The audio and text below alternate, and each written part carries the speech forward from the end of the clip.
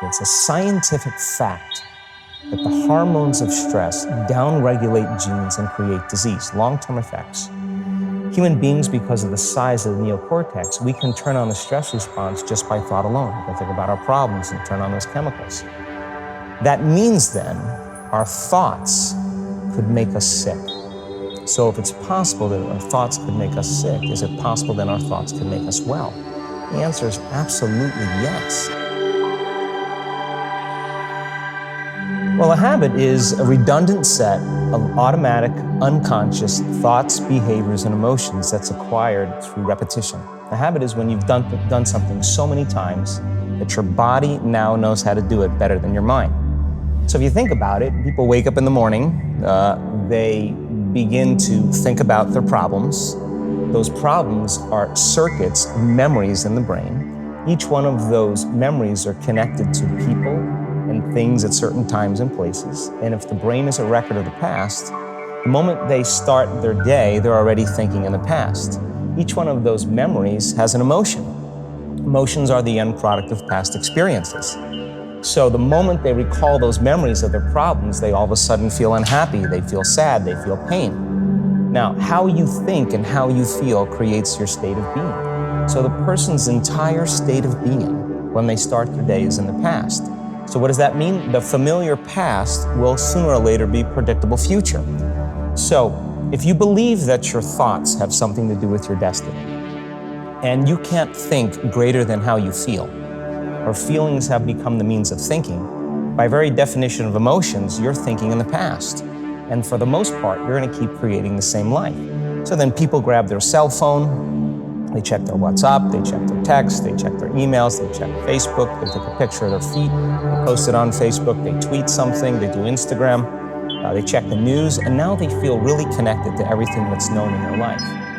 And then they go through a series of routine behaviors. They get out of bed on the same side, they go to the toilet, they get a cup of coffee, they take a shower, they get dressed, they drive to work the same way, they do the same things, they see the same people, they push the same emotional buttons, and that becomes the routine, and it becomes like a program. So now they've lost their free will to a program, and there's no unseen hand doing it to them. So when it comes time to change, the redundancy of that cycle becomes a subconscious program. So now 95% of who we are by the time we're 35 years old is a memorized set of behaviors, emotional reactions, unconscious habits, hardwired attitudes, beliefs, and perceptions that function like a computer program. So then a person can say with their 5% of their conscious mind, I want to be healthy, I want to be happy, I want to be free. But the body's on a whole different program. So then how do you begin to make those changes? Well, you have to get beyond the analytical mind, because what separates the conscious mind from the subconscious mind is the analytical mind. And that's where meditation comes in, because you can teach people through practice how to change their brainwaves, slow them down. And when they do that properly, they do enter the operating system where they can begin to make some really important changes. So most people then wait for crisis or trauma or disease or diagnosis, and they wait for loss, some tragedy to make up their mind to change. And my message is, why wait? And you can learn and change in a state of pain and suffering, or you can learn and change in a state of joy and inspiration. And I think right now, the cool thing is that people are waking up. That's really interesting, and where I found the deepest hooks into how powerful this can be for somebody is when you talk about trauma. You've talked about how people experience a traumatic event, but they then basically rehearse it, and how that then has this knock-on effect. So what is that? Why do people find it so hard to get past trauma? Well, the stronger the emotional reaction you have to some experience in your life, the higher the emotional quotient, the more you pay attention to the cause. And the moment the brain puts all of its attention on the cause, it takes a snapshot. And that's called a memory. So long-term memories are created from very highly emotional experiences. So what happens then is that people think neurologically within the circuitry of that experience, and they feel chemically within the boundaries of those emotions. And so when you have an emotional reaction to someone or something, most people think that they can't control their emotional reaction. Well, it turns out if you allow that emotional reaction, it's called a refractory period, to last for hours or days, That's called the mood. I say to someone, hey, what's up? So I'm in a mood. Well, why are you in a mood? Well, I had this thing happen to me 5 days ago, and I'm having one long emotional reaction. If you keep that same emotional reaction going on for weeks or months, that's called temperament. Why is he so bitter? I don't know, let's ask him. Why is he so bitter? Why are you bitter? Well, I had this thing happen to me 9 months ago. And if you keep that same emotional reaction going on for years on end, it's called a personality trait. And so learning how to shorten your refractory period of emotional reactions is really where the work starts. So then people, when they have an event, what they do is they keep recalling the event because the emotions of stress hormones, the survival emotions, are saying pay attention to what happened because you want to be prepared if it happens again. Turns out most people spend 70% of their life living in survival and living in stress. So they're always anticipating the worst case scenario based on a past experience. And they're literally, out of the infinite potentials in the quantum field, they're selecting the worst possible outcome and they're beginning to emotionally embrace it with fear. And they're conditioning their body into a state of fear. Do that enough times, the body has a panic attack without you. You can't even predict it because it's programmed subconsciously. So then you say to the person, why are you this way? And they'll say, I am this way because of this event that happened to me 15 or 20 years ago. And what that means from a biological standpoint is that they haven't been able to change since that event. So then the emotions from the experience tend to give the body and the brain a rush of energy. So people become addicted to the rush of those emotions, and they use the problems and conditions in their life to reaffirm their limitation, so at least they can feel something. So now when it comes time to change, you say to the person, why are you this way? Well, every time they recall the event, they're producing the same chemistry in their brain and body as if the event is occurring, firing and wiring the same circuits and sending the same emotional signature to the body. Well, what's the relevance behind that? Well, your body is the unconscious mind. It doesn't know the difference between the experience that's creating the emotion and the emotion that you're creating by thought alone. So the body's believing it's living in the same past experience 24 hours a day, 7 days a week, 365 days a year. And so then when those emotions influence certain thoughts, and they do, and then those thoughts create the same emotions, and those same emotions influence the same thoughts, now the entire person's state of being is in the past. So then the hardest part about change is not making the same choices you did the day before, period. And the moment you decide to make a different choice, get ready because it's going to feel uncomfortable. It's going to feel unfamiliar. There's going to be some uncertainty. Why does it feel so uncomfortable? Is it because of the neurons that fire together, wire together, so there's like an easiness to that loop, just because literally, and you've talked very eloquently about this, the way that the neurons connect in the brain, how rapidly, I've seen you show footage of how rapidly those connections happen, which is pretty incredible. Is that what makes it so discomforting for people? I think that the bigger thing is that we keep firing and wiring those circuits. They become more hardwired. So you have a thought and then the program runs.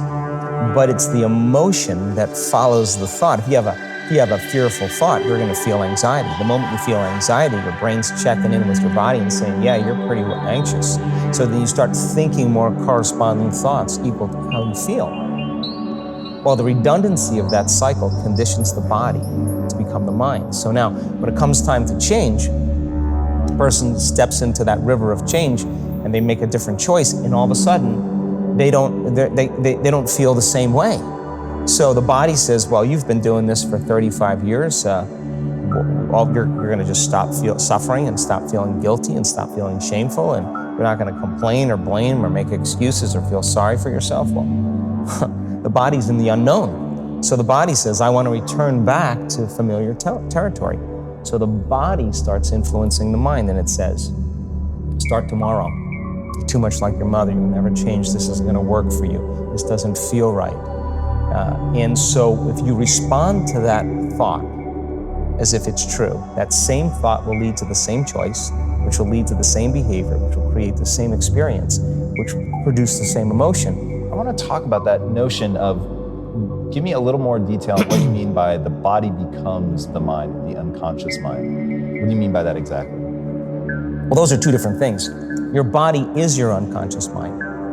In a sense, if you're sitting down and you start thinking about some future worst-case scenario that you're conjuring up in your mind, and you begin to feel the emotion of that event, your body doesn't know the difference between the event that's taking place in your world, outer world, and what you're creating by emotion or thought alone. So most people then, they're constantly reaffirming their emotional states.